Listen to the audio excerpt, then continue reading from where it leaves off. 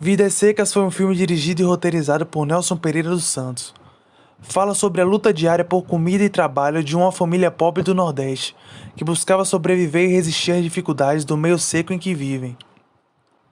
Baseada no livro homônimo de Graciliano Ramos, a obra surge na primeira fase de um período delicado, conhecido como Cinema Novo, onde artistas e intelectuais buscavam por importantes mudanças no cenário do cinema nacional. O cinema novo surgiu como uma resposta ao tradicional cinema, que fazia sucesso nas bilheterias brasileiras no final da década de 1950. O cinema tradicional basicamente se resumia a musicais, comédias e histórias épicas no estilo hollywoodiano, muitas vezes realizados com recursos de produtoras e distribuidoras estrangeiras. Dentre os principais personagens, podemos citar Fabiano, um nordestino pobre e alcoólatra que representa o chefe da sua família e é um homem extremamente ignorante e grosseiro. Podemos citar também Sinhá Vitória, uma nordestina sofrida e lutadora, a mulher de Fabiano e mãe de 2 filhos. Em 1952, foi organizado o primeiro Congresso Paulista do Cinema Brasileiro, que buscou discutir sobre as demandas do cinema no país e apresentar alternativas de mudança e desenvolvimento. O objetivo era desvincular determinados aspectos de produção influenciados pelos Estados Unidos. Para isso, foram abordados temas realistas, utilizando da temática de subdesenvolvimento e com narrativa de cenários naturais e reais, como favelas, campos e sertões. A indústria cultural e cinematográfica brasileira vivenciava uma grande falta de recursos que piorava mais ainda as condições para a criação de novas produções. E nesse mesmo período, intelectuais e artistas passaram a se reunir para decidir os próximos rumos do cinema nacional, visto que permanecer no modelo antigo só fomentaria mais ainda desigualdade social e o mercado continuaria totalmente influenciado pelas medidas de Hollywood. O cinema novo surgiu na década de 60 e perdurou até a década de 70 e é considerado o maior movimento cinematográfico do Brasil. Durante o pós-guerra, o mundo passou por uma reconfiguração geopolítica. A tensão ocasionada pela Guerra Fria propiciou uma bipolarização mundial. Na década de 50 surgiu um movimento de descolonização, que questionava essa bipartição e reivindicava um novo olhar sobre o mundo. Foi nesse contexto que surgiu o conceito de terceiro mundo e concomitante a ele o conceito de terceiro cinema.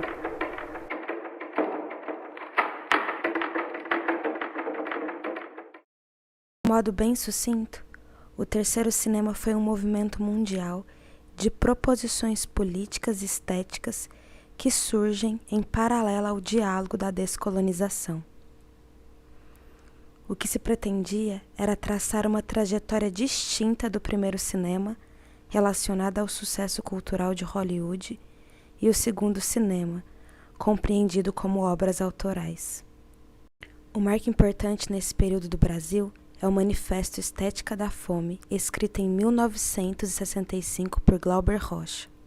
No documento, o cinema novista não propõe apenas um novo modo de fazer cinema, como também um novo projeto político. Se pode fazer uma revolução econômica, nem cultural, sem termos uma cultura desenvolvida, e o cinema é a mais importante de todas as áreas. A fome aparece como um problema constitutivo da América Latina, e por esse motivo, ela é convocada como uma condição de possibilidade do próprio cinema novo. Inspirado por Frantz Fanon, Glauber Rocha também reivindica a violência enquanto algo necessário para transformar a realidade social. Tempo de decisões. Os reacionários comerão a poeira da história. Desse modo, com poucos recursos e com muito otimismo, os cinemanovistas acreditavam que com uma câmera na mão e uma ideia na cabeça, era possível produzir filmes que transformariam a realidade brasileira. Eu creio que o cinema deve se transformar muito de agora em diante, sair da câmera para as ruas, sair da câmera para os problemas, para as praças. Colocar exatamente em questão a sociedade. Esse é o templo das mágicas!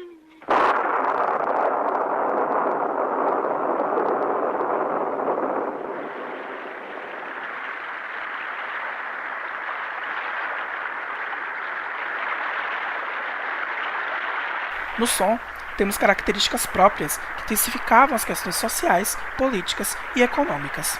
A gente observa uma sonorização mais realista, que busca desenvolver os aspectos dos cenários naturais.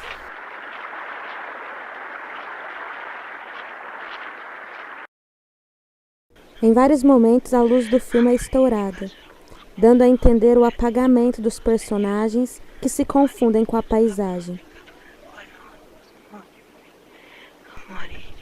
O diretor utiliza esse recurso para ilustrar a seca, esse calor que domina tudo, para passar também a ideia de que esses personagens estão integrando a paisagem, como se eles deixassem de serem pessoas e se transformassem em elementos que se perdem naquele espaço. Vidas Secas não glamoriza o Nordeste. Nelson Pereira dos Santos faz um trabalho cru, com luz dura.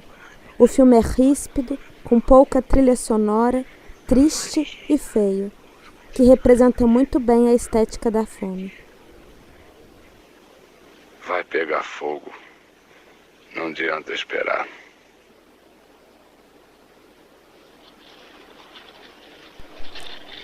Além disso, é uma obra madura que articula muito bem os princípios estéticos e dramáticos do cinema novo. Desse modo, a câmera revela a natureza e a cultura do sertão e transforma a seca na protagonista do filme.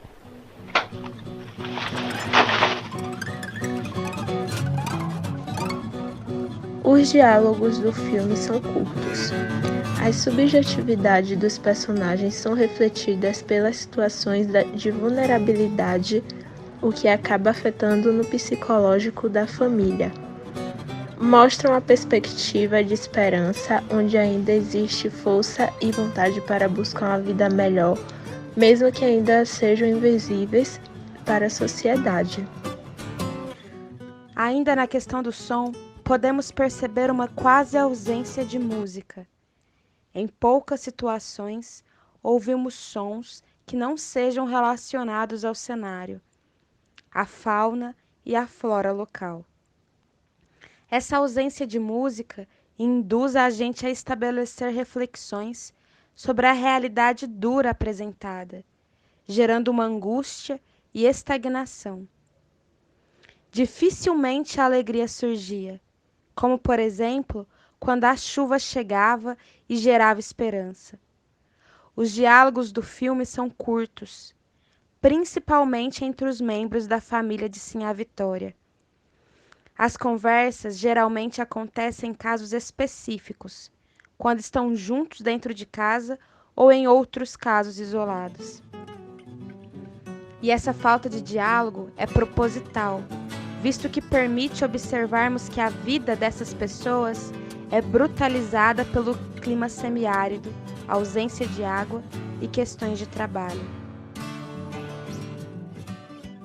As subjetividades dos personagens são refletidas pelas situações de vulnerabilidade, o que acaba afetando no psicológico da família. Uma fala marcante foi a da Sinhá Vitória, onde ela diz: "Um dia temo que virar gente. Não podemos continuar vivendo que nem bicho, escondido no mato, fugindo."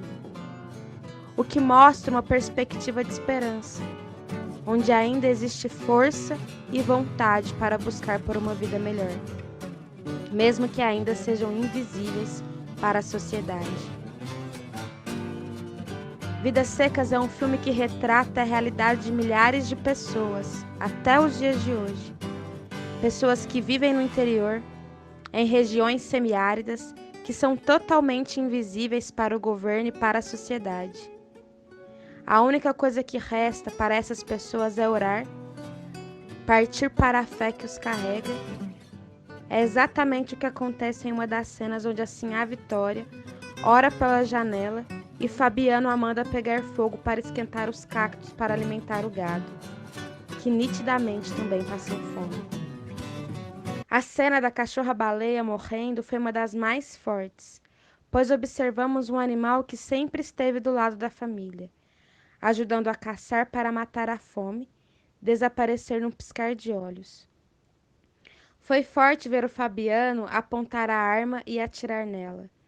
Foi mais forte ainda ver ela morrer, enquanto observa pequenos animais que ela caçava, e que talvez, se ela não estivesse machucada, conseguiria os matar para alimentar a família novamente. O filme começa com a família chegando e termina com a família indo. Embora mostrando essa passagem e transição das etapas da vida, um ciclo difícil terminou e outro está para surgir novamente. Só não sabemos se vai ser mais duro ainda ou se a família encontrará finalmente um caminho de alegria, longe da sede e da fome que os perseguia diariamente.